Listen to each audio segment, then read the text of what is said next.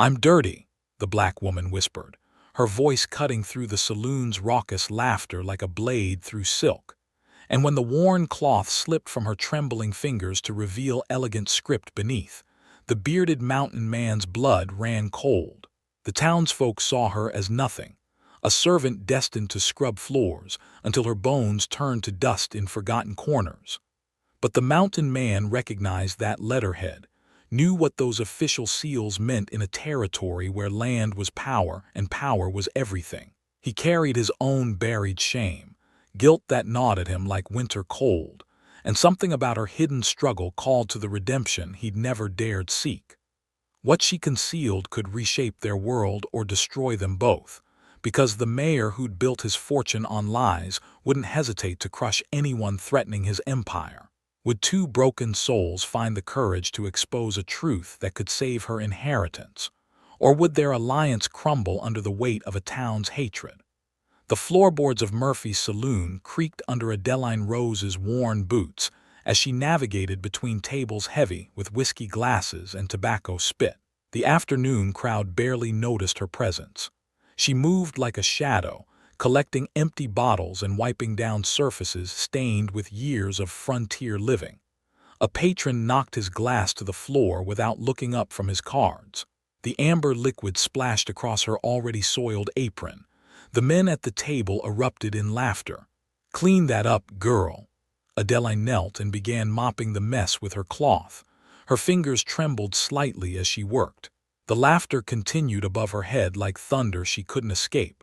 From the corner booth, a bearded man watched the scene unfold. Elias Thatcher had wandered into Millbrook that morning, his surveyor's tools still packed on his horse outside. He'd spent too many years alone in the mountains, mapping territories for mining companies and avoiding the kind of civilization that bred cruelty. The way the saloon patrons dismissed the black woman stirred something uncomfortable in his chest. He'd seen plenty of injustice in frontier towns, but something about her quiet dignity caught his attention.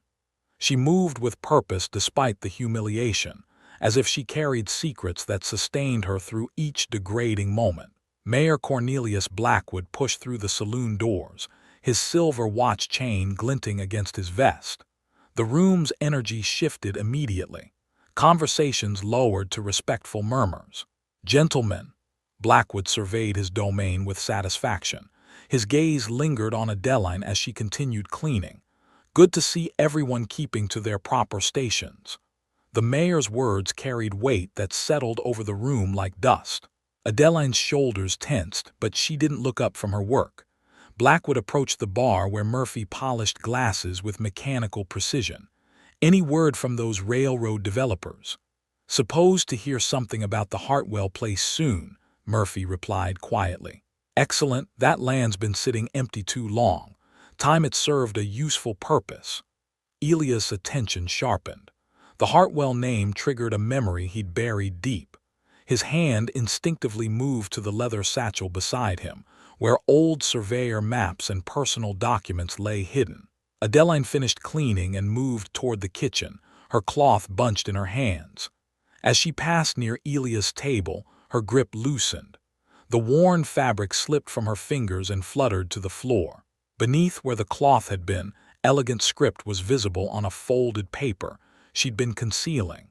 The letterhead bore the seal of a Boston law firm.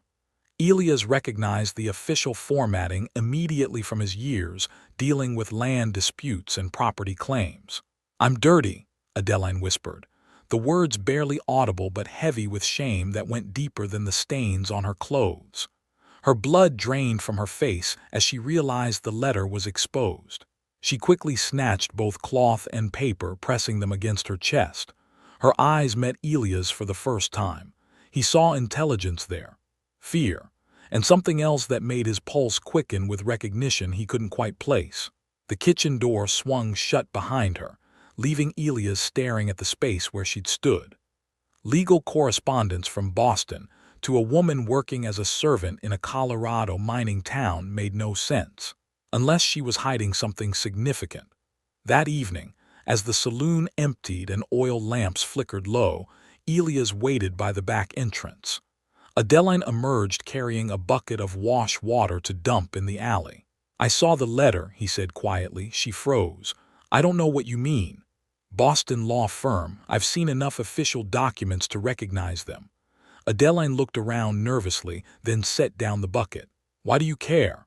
"Because hiding legal papers usually means someone's got a claim they can't safely make." Her laugh held no humor. "A claim? As if someone like me could claim anything in a place like this." "What kind of legal business do you have in Boston?"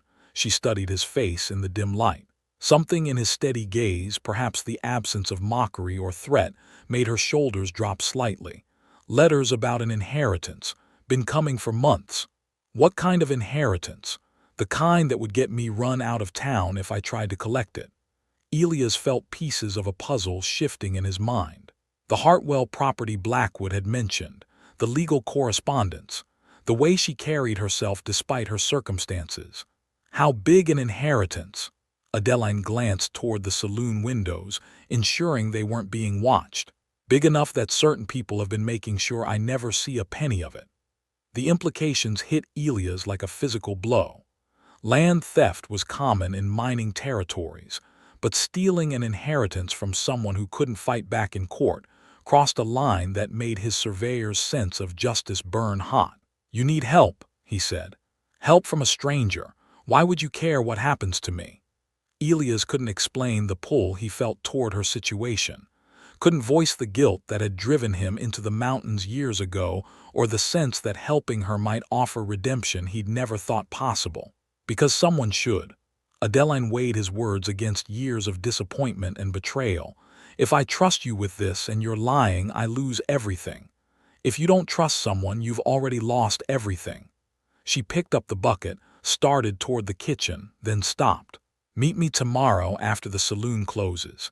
And if you're planning to betray me, just walk away now." The door closed behind her, leaving Elias alone with the weight of a promise he wasn't sure he could keep.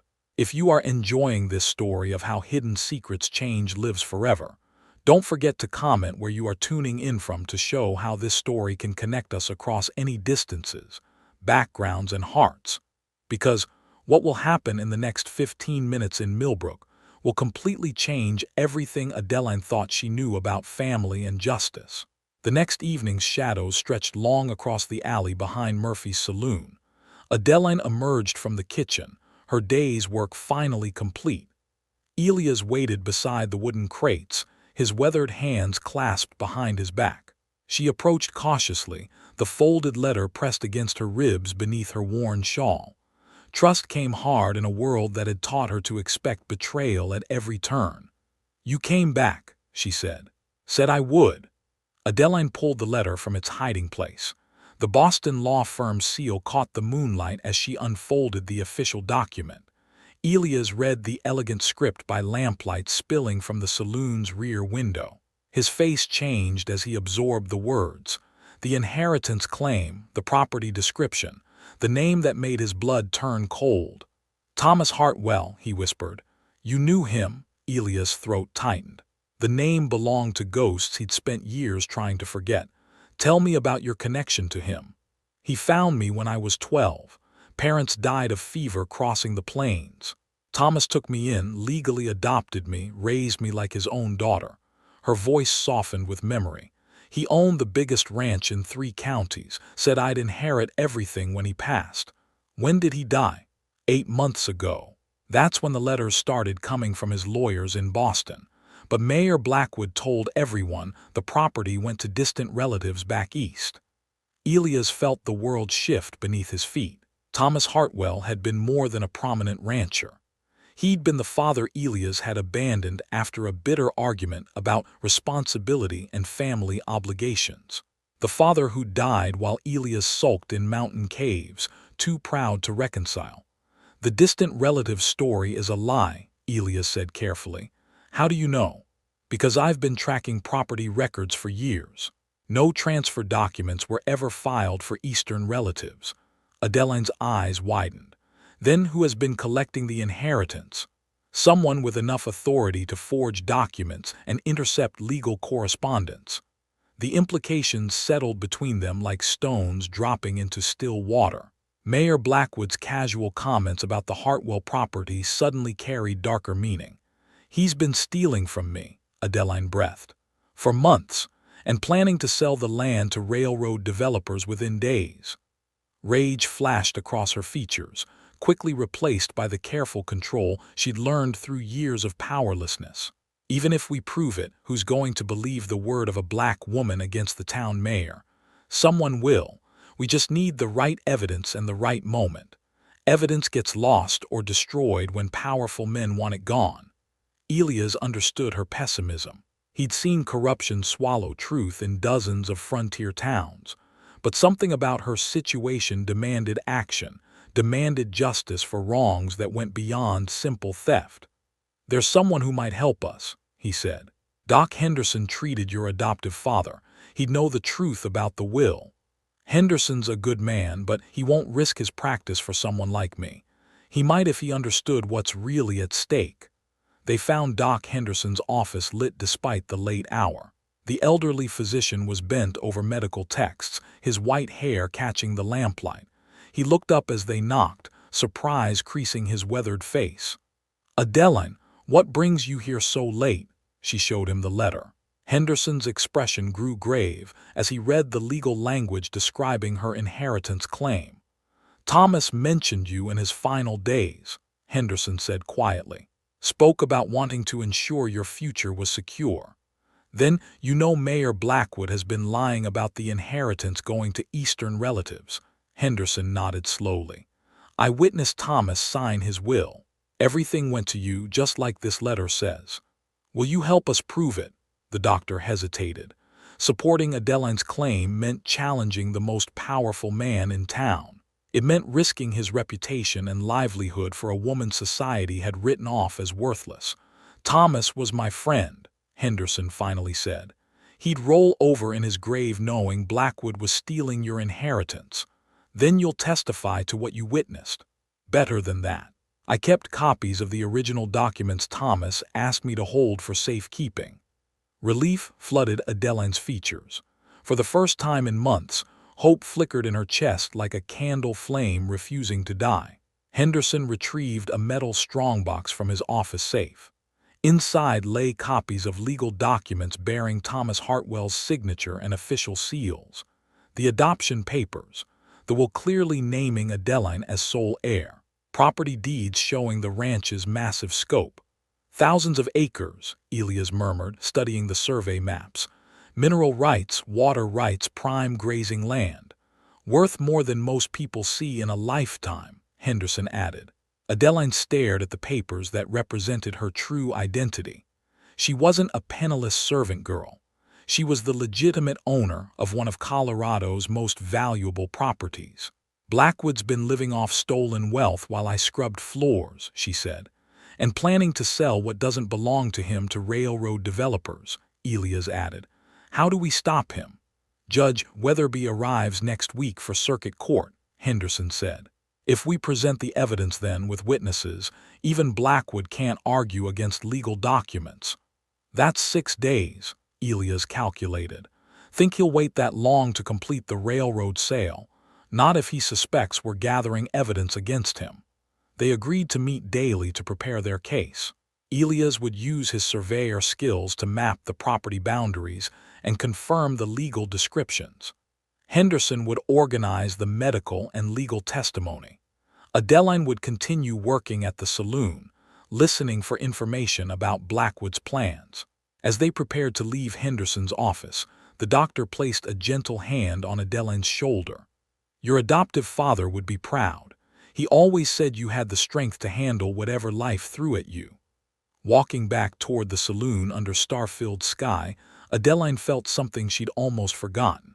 Purpose, direction, the possibility that justice might actually exist in a world that had shown her precious little of it. "Why are you really helping me?" she asked Elias. He was quiet for a long moment, wrestling with truths he wasn't ready to share. "Because it's the right thing to do." It wasn't the complete answer, but it was enough for now. They had 6 days to expose a theft that had stolen months of her life. 6 days to prove that, even in a town built on prejudice and power, truth could still matter. 3 days into their investigation, smoke billowed from the courthouse windows. Adeline watched from the saloon's front door as orange flames licked at the night sky. Townspeople formed bucket brigades, but the fire had already consumed the records office. Elias emerged from the crowd, his face grim with ash and defeat. "The property documents are gone, all of them." "Accident?" Adeline asked, though she already knew the answer. Blackwood was seen leaving the building an hour before the fire started. The mayor appeared at the scene, his face a mask of concerned authority. He directed the firefighting efforts with theatrical urgency, playing the role of dedicated public servant while his crime burned away the evidence. "We still have Henderson's copies," Adeline whispered. "Not enough without the official county records to back them up." By morning, news of Elias' arrest spread through Millbrook like wildfire. Sheriff Dawson had dragged him from his boarding house before dawn on charges of claim, jumping, and trespassing on the Hartwell property. Adeline found herself truly alone for the first time since this began. Without Elias' support and credibility, her chances of challenging Blackwood crumbled to dust. The mayor visited the saloon that afternoon, his presence filling the room with smug satisfaction. He approached Adeline's table where she scrubbed yesterday's stains. "Terrible business about that fire," Blackwood said loudly enough for other patrons to hear. "Good thing we caught the real troublemaker before he could cause more damage." Adeline kept scrubbing. Speaking would only make things worse. Some people get ideas above their station, start believing they deserve things that were never meant for them. His voice carried the weight of threat wrapped in public politeness. "Smart folks know when to accept their place and stop chasing impossible dreams." The message was clear. Drop the inheritance claim or face consequences beyond losing a court case. That evening, Adeline knocked on Doc Henderson's door with trembling hands. The physician answered quickly, his face pale with worry. "They arrested Elias," she said. "I heard. Blackwood's getting desperate. He destroyed the courthouse records. Threatened me at the saloon. I think we should stop before someone gets hurt." Henderson studied her face in the lamplight. "Is that what you really want?" "I want to survive long enough to see next month. And let Blackwood steal everything your adoptive father worked to leave you." The question hung between them like smoke from the courthouse fire. Adeline had spent years accepting injustice because fighting back seemed impossible. But something had changed during the past week. She'd tasted the possibility of justice, of claiming her rightful place in the world. "What would Thomas want me to do?" she asked. "He'd want you to fight, but he'd also want you to be smart about it." "Smart how?" Henderson disappeared into his office and returned with a small leather satchel. Inside were additional documents Adeline had never seen before. "Thomas gave me these the day before he died," Henderson explained. "Said to only use them if something happened to his main will." Adeline examined the papers. A second copy of the adoption documents. Personal letters from Thomas expressing his love for his adopted daughter, and something that made her heart stop. "A letter to his estranged son," she whispered. "Thomas never stopped hoping his boy would come home, talked about him constantly in his final months." Adeline read the letter's contents. Thomas's regret over their bitter argument, his hope for reconciliation, his description of the surveyor's son who'd inherited his stubborn pride and sense of justice. "Elias is Thomas's son," she breathed. "You know this man. He's the one who's been helping me, the one they arrested." Henderson's eyes widened. "Thomas's boy came back after all, and he's been fighting to restore his father's wishes without even knowing it." The pieces clicked into place like tumblers in a lock. Elias' familiarity with the Hartwell name, his immediate willingness to help her, the guilt he carried that drove him into the mountains. "We have to tell him," Adeline said. "First we have to get him out of jail." "How?" Judge Weatherby arrived early for circuit court. "I saw his carriage at the hotel an hour ago." Hope flickered in Adeline's chest. Circuit judges held authority that even mayors couldn't ignore. If they could present their case to Weatherby before Blackwood manufactured more false evidence against Elias, they might have a chance. Henderson gathered all the documents into his medical bag. Time to make some house calls. They found Judge Weatherby reviewing case files in his hotel room. The silver-haired man listened with growing interest as Henderson explained the situation. "You're alleging the mayor has been stealing an inheritance through document fraud?" Weatherby asked. "We have proof," Henderson said, spreading the papers on the hotel room table. The judge examined each document carefully. His legal mind quickly grasped the implications of what they were showing him. This is a substantial inheritance, worth fighting for. Worth killing for in some men's minds, Henderson added grimly. "And you believe the man in jail is the heir's adoptive brother, Thomas Hartwell's biological son. He's been unknowingly fighting to restore his father's final wishes." Weatherby stood and reached for his coat. "Then we'd better release him before this situation gets any worse." The jail visit happened quickly. Sheriff Dawson couldn't argue with a circuit judge's direct order to release Elias immediately. The charges were dropped due to lack of evidence and procedural irregularities in the arrest. Elias emerged from the cell looking haggard but determined. His eyes found Adeline's face and softened with relief. "Thought they might come for you next," he said. "They tried. We need to talk." In Henderson's office, surrounded by the documents that would reshape their understanding of family and inheritance, Adeline showed Elias the letter his father had written in his final days. Elias read slowly, his hands trembling as Thomas's words of love and regret filled the silence. The father he'd abandoned had never stopped hoping for reconciliation, had spoken of him with pride even after years of separation. "He forgave me," Elias whispered. "He loved you just like he loved me. We're family. We always were, we just didn't know it yet." Judge Weatherby cleared his throat. "This is touching, but we have a legal matter to resolve. Tomorrow I'll hold an emergency hearing on the inheritance claim. Mayor Blackwood will answer for document fraud and theft." Adeline looked at her newly discovered brother. "Are you ready to finish what we started?" Elias folded his father's letter carefully. "Ready to honor his memory and get you what's rightfully yours." The battle for justice would happen in open court, with the whole town watching. One way or another, the truth about the Hartwell inheritance would finally come to light. The emergency hearing convened in the town's largest meeting hall, every seat filled with curious residents eager to witness the confrontation between their mayor and the woman they dismissed as a servant. Judge Weatherby presided from behind a makeshift bench, his stern expression commanding immediate respect. Mayor Blackwood sat at the defendant's table, his usual confidence replaced by barely controlled nervousness. His lawyer whispered urgent strategies while shuffling through hastily prepared documents. Adeline entered with Doc Henderson and Elias flanking her sides. Murmurs rippled through the crowd as townspeople saw her walking with dignity toward the plaintiff's table. She wore her best dress, her posture straight despite the weight of dozens of stares. Judge Weatherby called the proceedings to order. "We're here to examine claims regarding the Hartwell estate inheritance. Miss Hartwell, present your case." Henderson stood first, his voice carrying clearly through the packed room. "Your Honor, I was Thomas Hartwell's physician and close friend for over 20 years. I witnessed him sign his legal will 8 months ago, naming Adeline Rose Hartwell as his sole heir." The doctor placed the adoption papers on the evidence table. "These documents prove Mr. Hartwell legally adopted Miss Adeline when she was 12 years old. She became his daughter in every sense that matters under territorial law." Blackwood's lawyer objected immediately. "Those could be forgeries, Your Honor.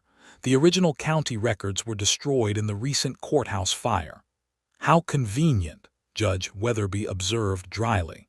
"Continue, Dr. Henderson."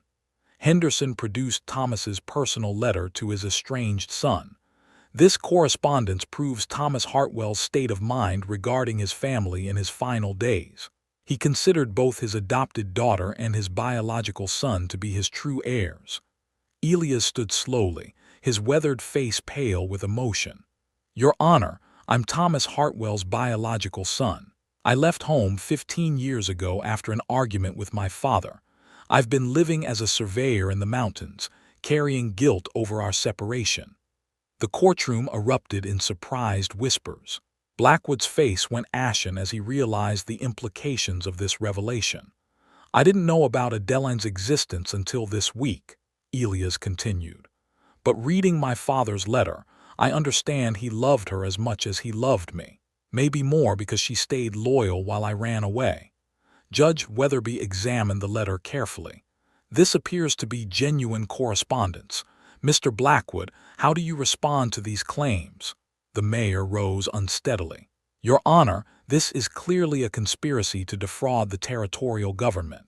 I have documentation proving the Hartwell estate was legally transferred to relatives in Massachusetts." "Present that documentation." Blackwood's lawyer produced a folder of papers. Judge Weatherby studied them for several long minutes while the courtroom waited in tense silence. "These transfer documents are dated 3 weeks after Mr. Hartwell's death," the judge observed. "Yet they claim to have been signed by him personally." "Clerical error in the dating," Blackwood said quickly. "The signatures don't match either." Weatherby held up Thomas's letter beside the transfer documents.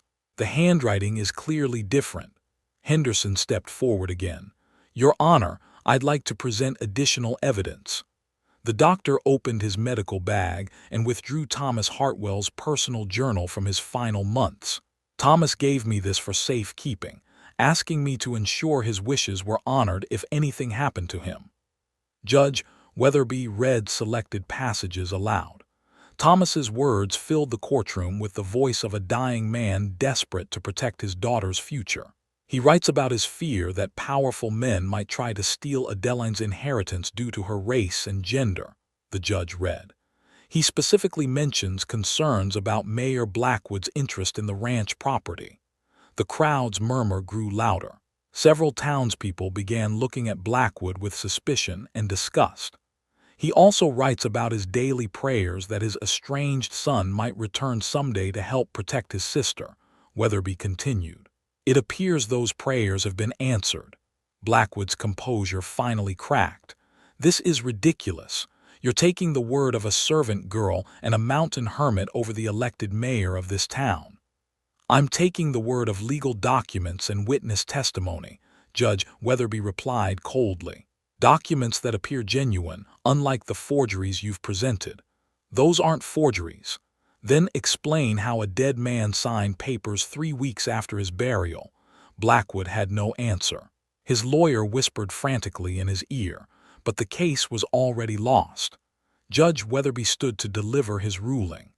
"Based on the evidence presented, I find that Adeline Rose Hartwell is the legitimate heir to the entire Hartwell estate. The adoption was legal, the will is valid, and the inheritance transfer documents presented by Mayor Blackwood are obvious forgeries." The courtroom exploded in shocked conversation. Some townspeople cheered while others sat in stunned silence. "Furthermore," the judge continued, "I'm ordering the immediate arrest of Cornelius Blackwood on charges of document fraud, theft of property, and conspiracy to deprive a citizen of their legal inheritance." Sheriff Dawson approached the mayor's table with handcuffs. Blackwood's face had turned gray with the realization that his scheme was completely exposed. "The Hartwell Ranch and all associated properties, mineral rights, and financial assets are hereby restored to Miss Hartwell, effective immediately," Judge Weatherby declared. "Any sales or transfers conducted without her consent are null and void."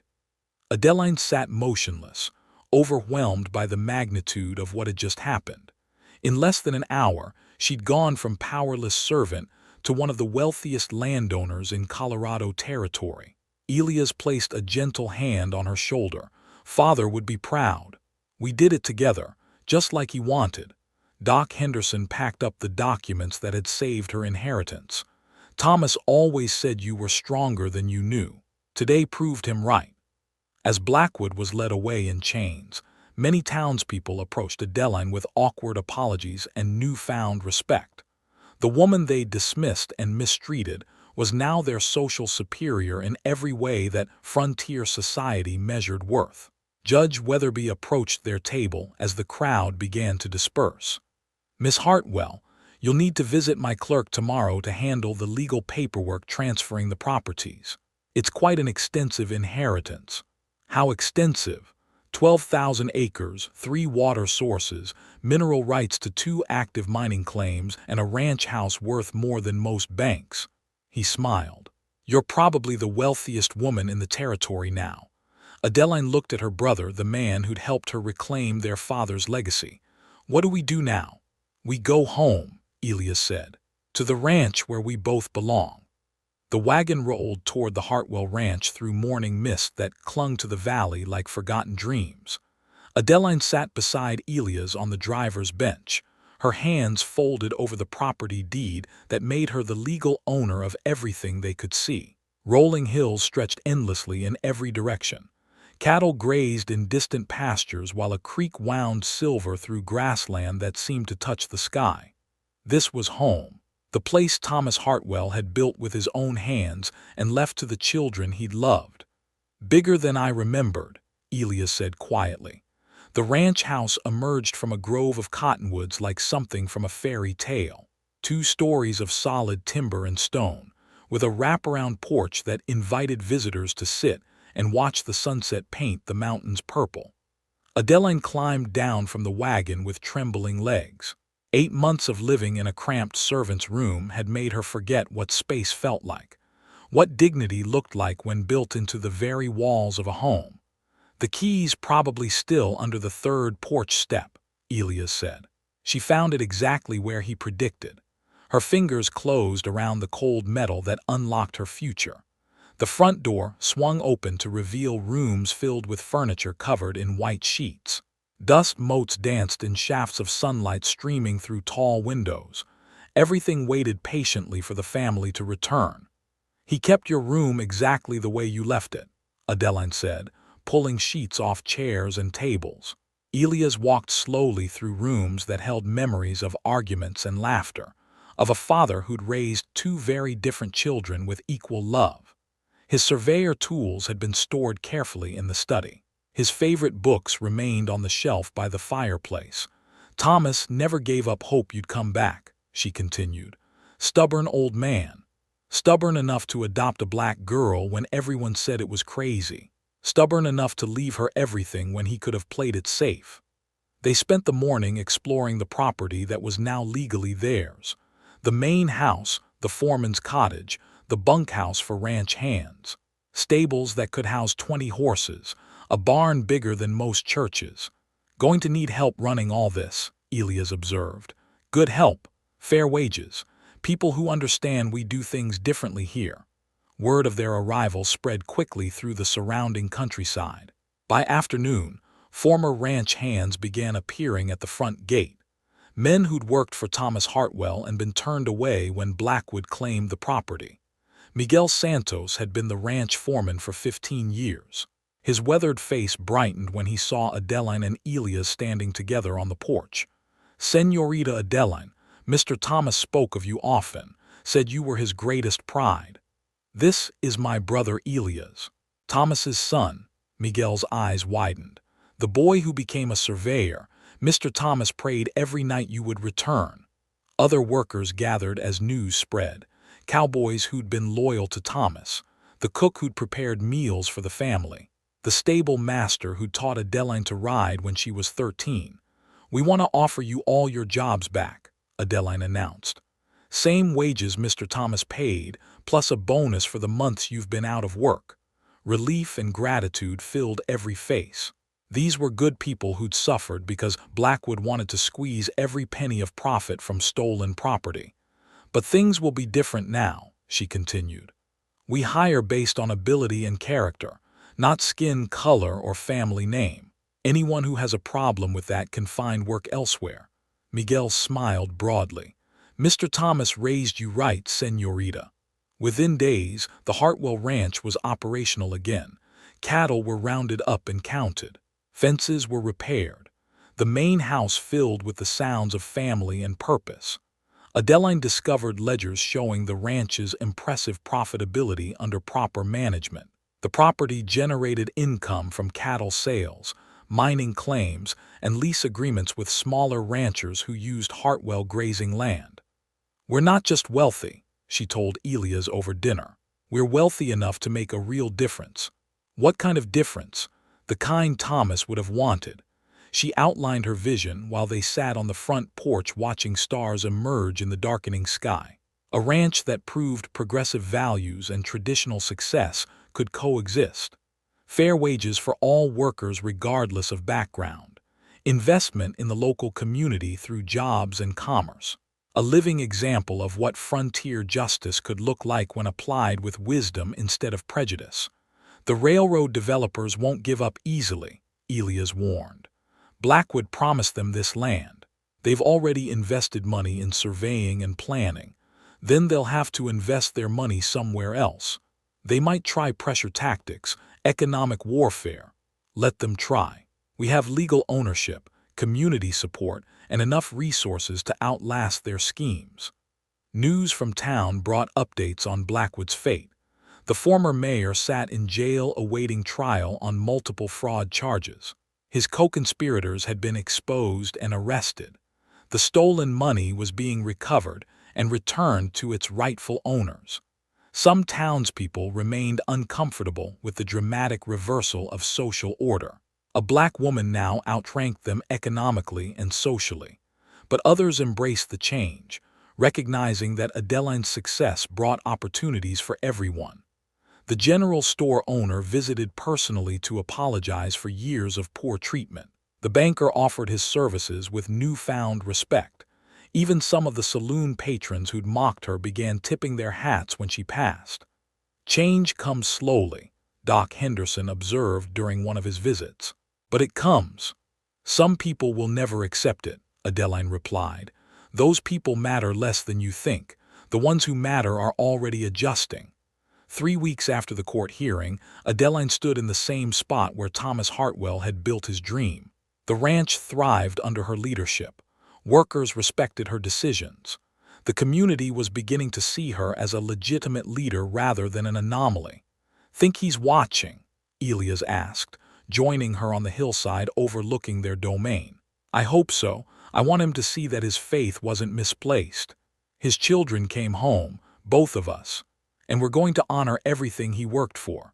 The sun set behind distant mountains, painting the valley in shades of gold and crimson. Tomorrow would bring new challenges, but tonight they were exactly where they belonged.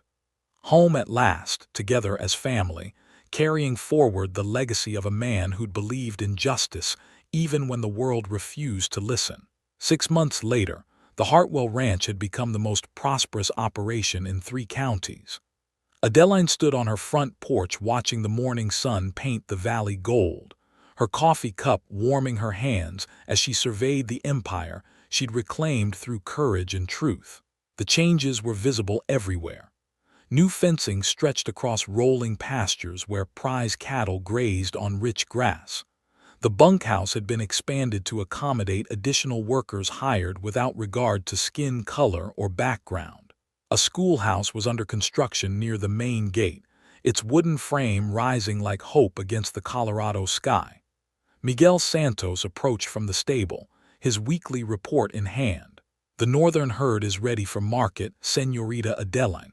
Best cattle we've raised in years. Fair wages and proper care produce quality results," she replied.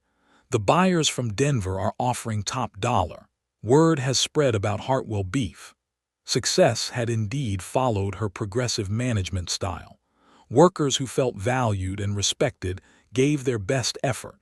The ranch's reputation for quality livestock and honest dealing attracted buyers from across the territory. Elias emerged from the house carrying surveyor maps and correspondence from potential business partners. His guilt over abandoning their father had transformed into determination to honor Thomas's memory through prosperity and justice. "The mining claims are producing better than expected," he reported. "Clean extraction methods are more expensive, but the ore quality is exceptional. Father always said shortcuts cost more in the long run. Railroad companies are still pressuring us to sell, offering ridiculous amounts of money. Money we don't need for land that isn't for sale. The railroad developers had tried various tactics after Blackwood's arrest: financial incentives, political pressure, even subtle threats. All had failed against Adeline's calm refusal to compromise her father's legacy. A familiar wagon approached down the main road. Doc Henderson visited weekly, ostensibly to check on the workers' health, but really to witness the transformation his courage had helped create. "Morning, Adeline, Elias." He climbed down stiffly from his medical wagon. "Thought you'd want to hear the news from Blackwood's trial." "Guilty verdict?" Adeline asked. "On all charges. Judge sentenced him to 10 years in territorial prison, plus full financial restitution to everyone he defrauded.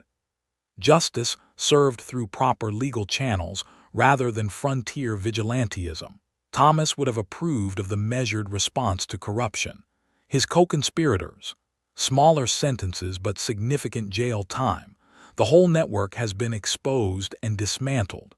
Henderson accepted coffee and settled into a porch chair to observe the bustling ranch activity. Workers of various backgrounds labored side by side, their competence and character mattering more than their ancestry. "You've built something remarkable here," he said. "We've restored something remarkable," Adeline corrected. "Father's vision was always this inclusive. We're just implementing it properly." A group of children ran past the house toward the partially constructed schoolhouse. Some were workers' children, others came from neighboring ranches and farms. The school would welcome all students regardless of their parents' status or background. "The school board in town isn't happy about your education project," Henderson mentioned. "They're welcome to their opinions. This is private property and a private school. Some folks are calling it radical. Some folks called adopting a black daughter radical too. Father never let other people's narrow minds limit his choices." Elias spread his maps on the porch table, pointing out property boundaries and future development plans. "We're thinking of establishing a trade school too. Teach practical skills like carpentry, blacksmithing, surveying. Give young people alternatives to scratching out subsistence livings on marginal farmland," Adeline added. "Create opportunities instead of just complaining about problems," Henderson observed approvingly. The transformation extended beyond the ranch itself. Local businesses that treated Adeline and her workers fairly received her substantial patronage.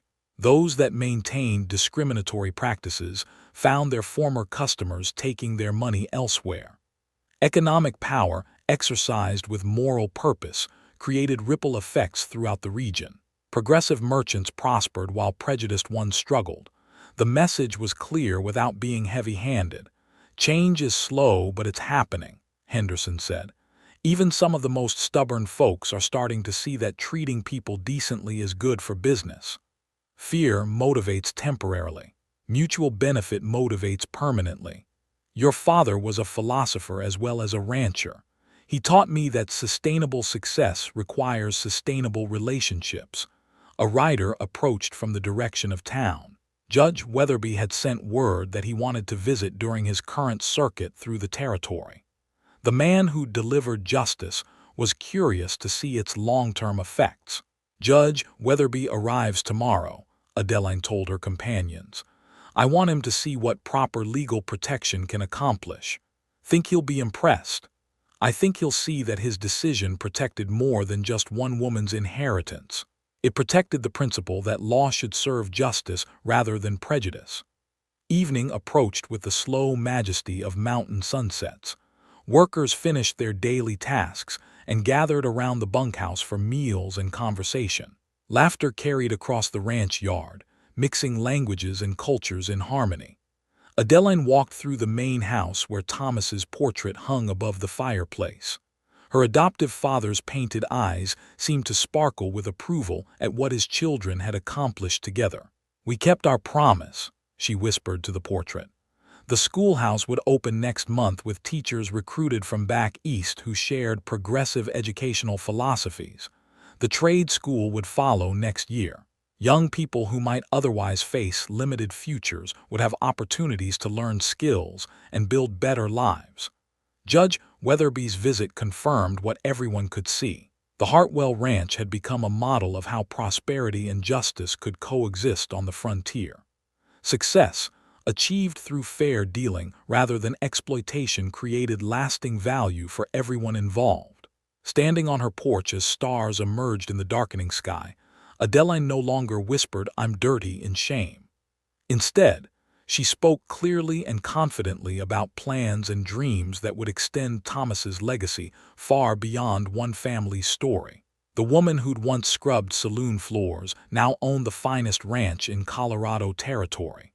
More importantly, she'd used her success to prove that dignity, fairness, and prosperity could flourish together when good people had the courage to stand for justice.